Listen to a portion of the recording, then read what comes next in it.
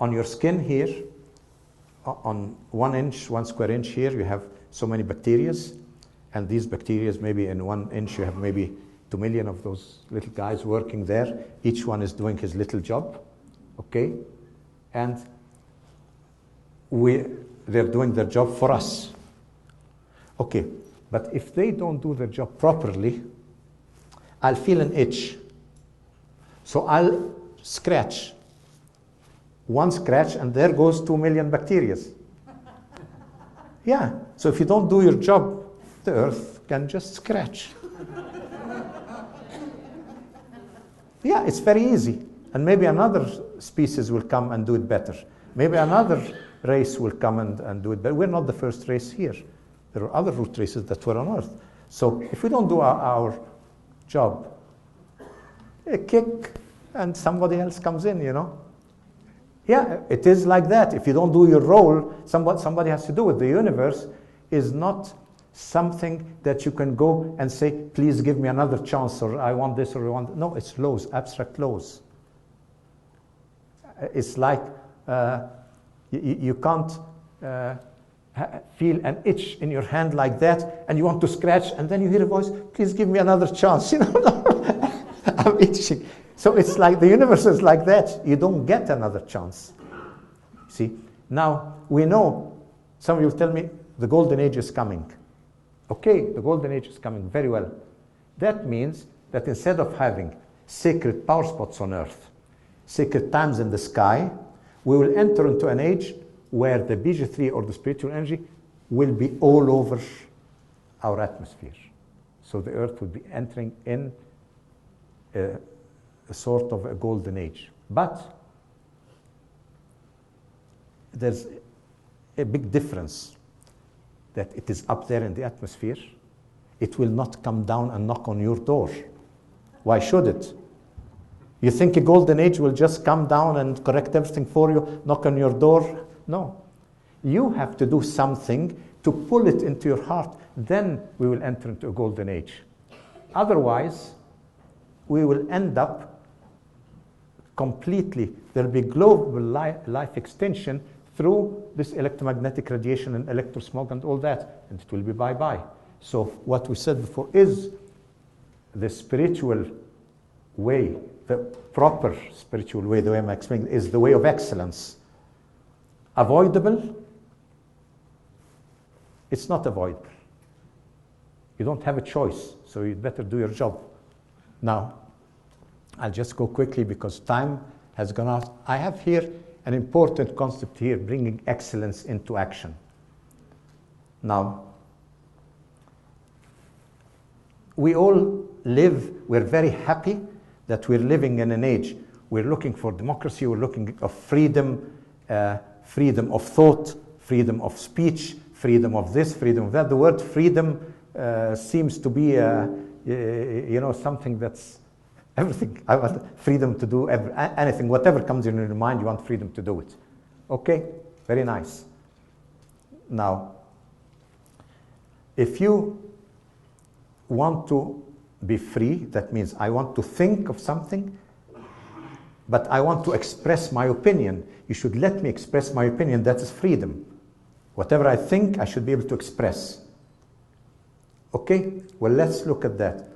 Here, to express my opinion, I always have a point of view. There's nothing to express if I don't have a point of view. So I made a small diagram like that, where these would be three entities, three circles that are exactly the same. Each one has the 7 colors on it like that, okay? Now, this is my point of view. I look at this circle, I see green. I look at this circle, I see red. And this one, I see indigo. So for me, this is the green circle, this is the red circle, this is the indigo circle. So according to my point of view, I've already labeled them. Then my relationship, maybe I like the green, I hate the red, and I'm indifferent to the indigo. So I've already made judgment. You know, you think, I'm free. I mean, if I tell you I don't like this, I don't like that, I'm free. But what you don't know, that Each one has all the colors anyhow. You're just looking at small part.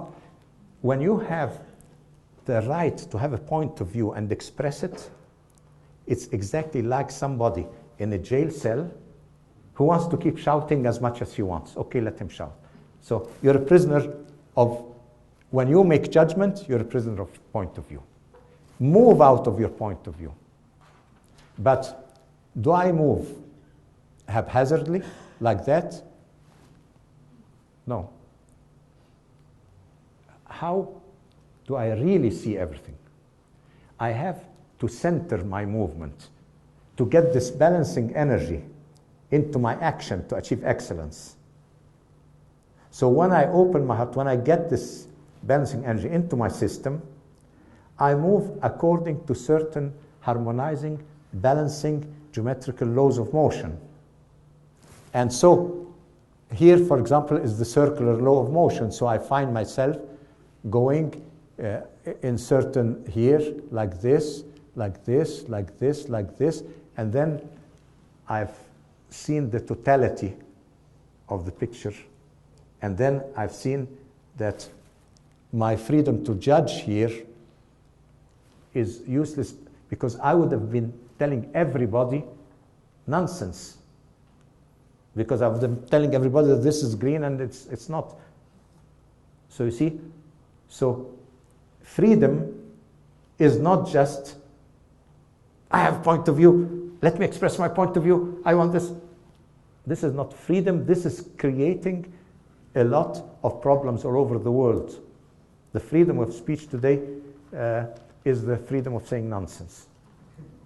Yes, move according to the divine laws and be a spokesman for nature. And then the word that comes out of your mouth will be a word of excellence. When people do that, in ancient Egypt, they performed all feats that we call magic today, but they were a higher science. They performed them by the power of the word. Now, why doesn't my word do anything? You know, instead of this, next picture, last picture, nothing is happening. Why is nothing happening? Yeah, I mean, Moses parted the Red Sea and I can just move a picture. Why? Yeah, because you are here, standing in your point of view, so your words are empty. Your words get power only if you infuse them with the laws of nature, and then the words get the power of nature, get the wisdom of nature, and actually, when you say a word of power, you're a spokesman for that higher power. And that higher power will make things work. So they used to call it in ancient Egypt, the magic words were hekau. The word hekau means magic words. And a magic word, whenever you said the magic word, you could do things with words. Today, and this would be, okay, I accept that you are free to say whatever you want, if you can stop the hurricane, if you can stop say a word and stop whatever the earthquake. If you do that, say a word, then I respect you are free to say what you want. Yeah, because you wouldn't be speaking. It's not you who would be speaking, it's somebody else. And that is what real freedom is. In BioGeometry, and that's in all religions of the world. Remember, a ritual is abstract. There are many types of ritual. Ritual is just how do I get a higher wisdom into my action to achieve excellence. There is nothing in whatever you want but excellence. Excellence is the beginning and ending of everything. So I'm just showing here, normally we have Earth radiation coming out of the Earth, like great lines like that. They result from the motion of electromagnetic lines, and the electromagnetic lines would create not only torsion wave, but different forms of compression waves around them, and you get another let's say, grid of compression waves all over the Earth, because you have a grid of electromagnetic, you have a grid of compression. We call that Earth radiation. And the crossings can cause this. When you have a negative crossing, one is positive, one is negative. The negative one will cause cancers, will cause things like that in the body. So in a normal apartment, you would have crossings like that. You see, or crossings like that. See how many lines in an apartment? Now, when those crossings meet, see what they do to a tree. The tree gets all those tumors. If you were sleeping on those crossings, you would get all those tumors. The farmers in 1920 told the medical people, if you want to know the cause of cancer, ask us. We know it's earth radiation, because from the trees and all that, we know how to avoid it. Now, one important thing is when your word is not abiding to a certain level of excellence, you will create an amplification of the grid lines. So I'll give you an example. If you put an emitter, electromagnetic emitter, somewhere in any room in this floor out there, and you sleep here on a bed in this corner, by tomorrow night maybe, you could measure. In Germany they call that Schlange, that means snake. You could go and see the disturbance going out in the corridor like a snake, as if it knows where you are.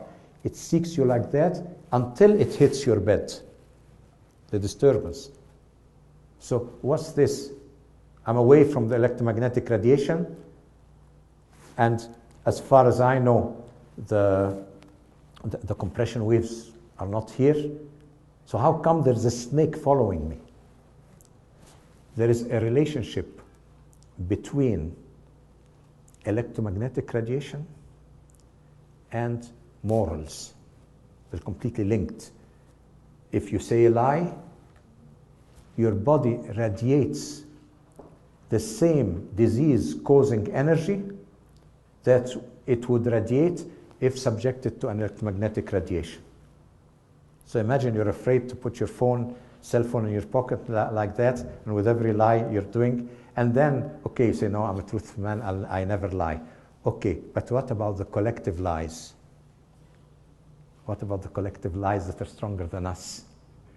So there is no way to deal with all that.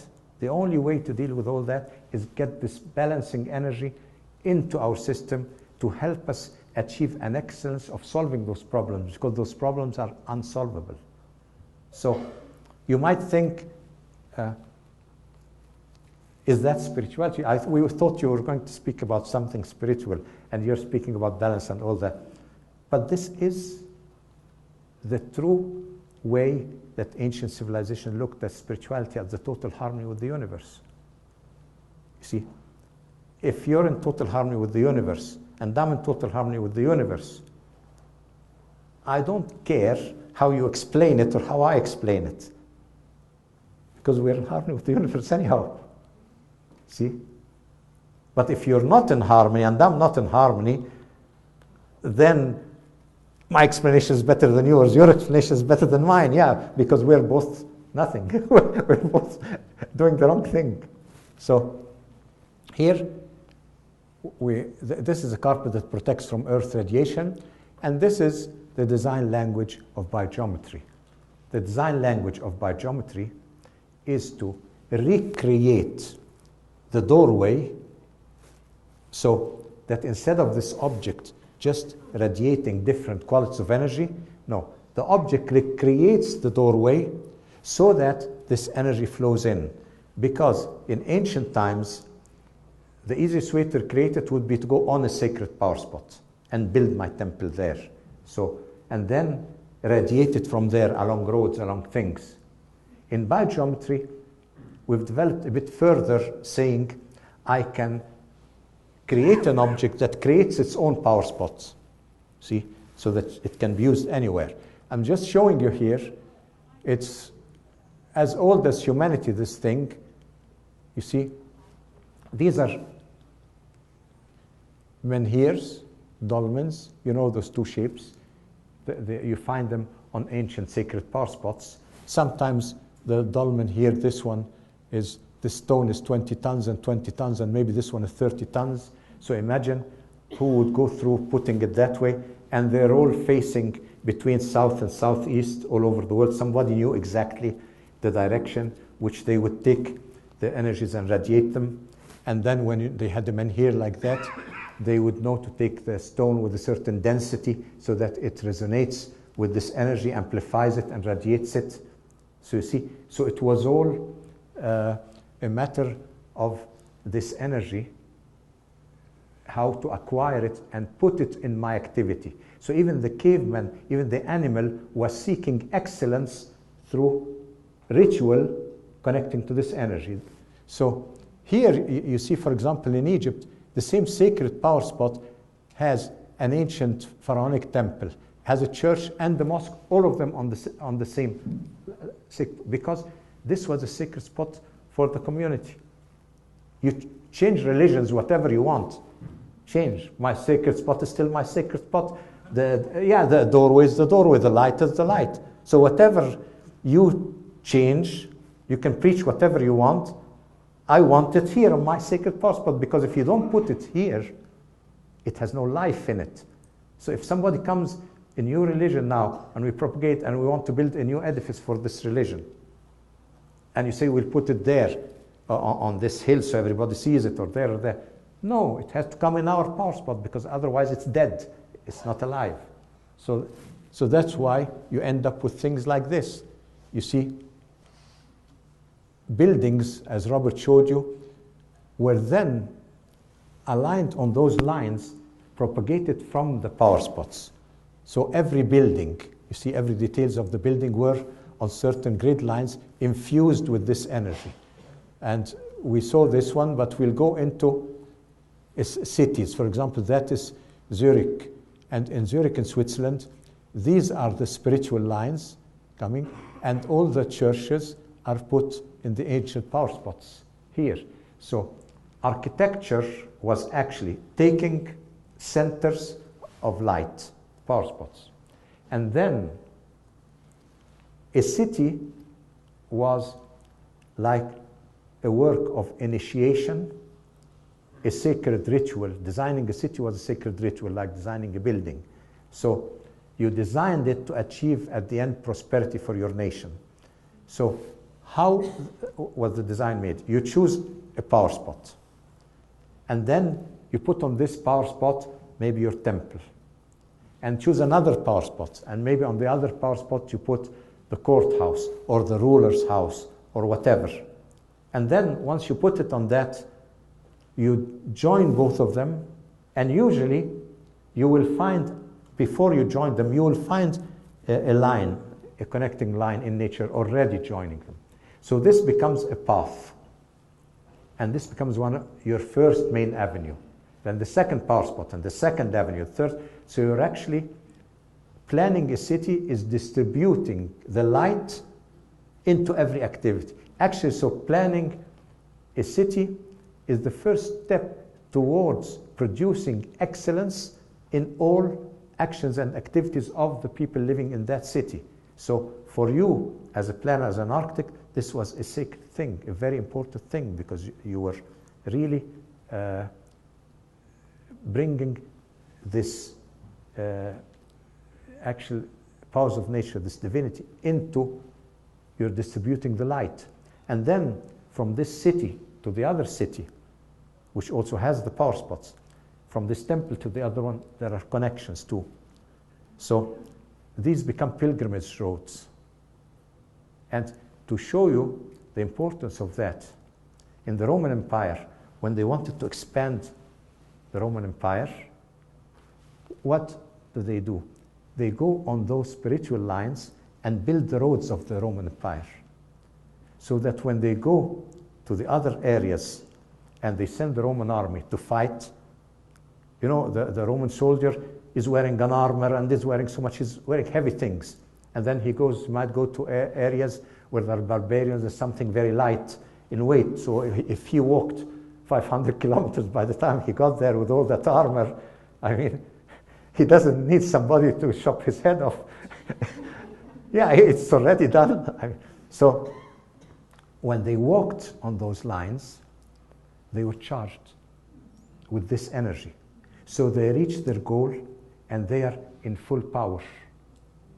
So imagine this is used, and it also puts a certain spiritual cause, a higher cause to their fight or something like that. So this, or today, for example, if you go to many places, we still have that in Egypt, that many people from the rural areas, when they travel and they go from one place to the other, they never go on a straight line. They go from this area, they go, let's say, to the church or to the mosque, or I don't know what. Then they walk, and then they walk on a pilgrimage road, and maybe where they want to go there, but they go on a pilgrimage road on this direction, reach this other spot, maybe it's a church, maybe it's a pharaonic temple. From there, they take another route like that. So it might go in a zigzag like that to go to their journey, but they're going, it's a habit from this seer to this seer, because there are mostly seers buried in those places and all that. So they move from one to the other, from one to the other, moving in this thing. So what we would like to do is bring an awareness of everybody to the spiritual power spots in your area. Because in your system, you have the chakras in your body, the energy centers in your body. Those energy centers, imagine this to be a micro system, and nature around you is the macro system. So the power spots in your area are in direct resonance to the power spots of your body. Now, some of them are in relation to the heart, some of them in relationship to the throat, but all those places are in resonance with certain places of your body. First of all, your awareness of that resonance will bring healing to all those centers in your own body. Your neglecting of those power spots or disruption of their energy will bring problems in some of your energy centers. So the first thing to do is be aware that me and the power spots in the area, this is where we connect. This is the doorway to connect. Now, so I start looking at the power spots, studying their history, who lived there or what happened there, and something like that. And then maybe I go, it doesn't have to be a church or a temple, it could be part in a forest. I go and look, are the trees here different than there? I start observing, is the water here? You find if there is water, it will be fresh. There'll be never any problem that water. You start observing when you see birds flying and they come over the power spot, they won't fly through.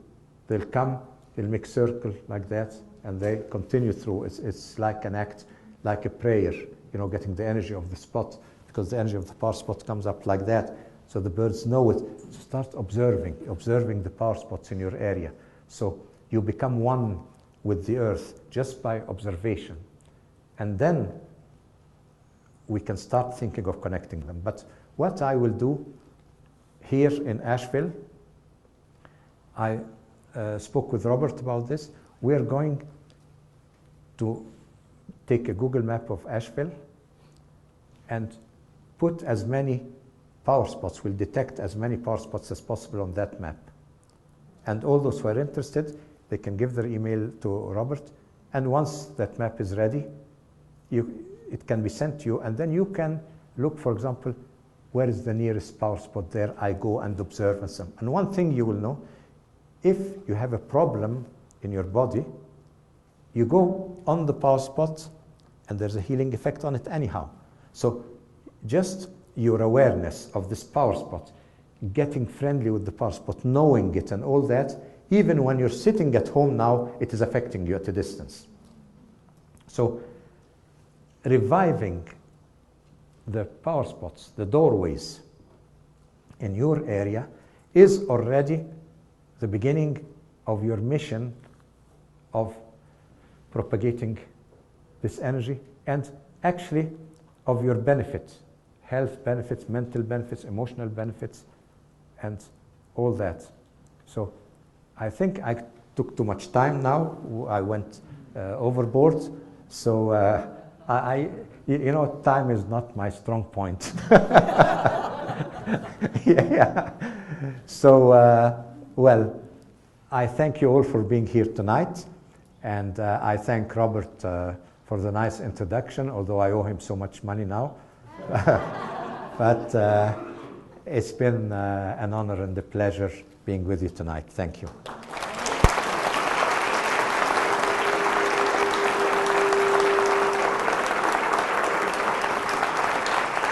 Thank you all. Thank you. To your health.